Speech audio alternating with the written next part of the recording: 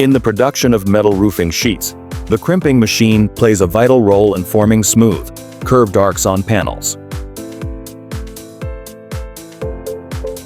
This curvature allows roofing sheets to drain water more effectively, prevent leakage and enhance structural strength, while also improving the overall aesthetic appeal of the building.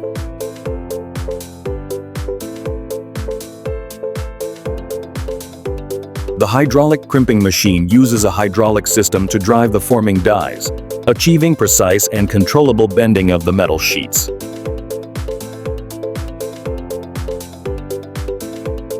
Compared with traditional manual or mechanical crimping methods, it offers smoother operation, consistent curvature, and higher efficiency.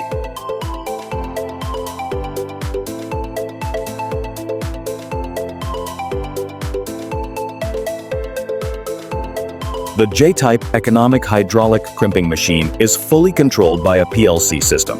The arc height, length, and spacing can all be easily set on the touch screen.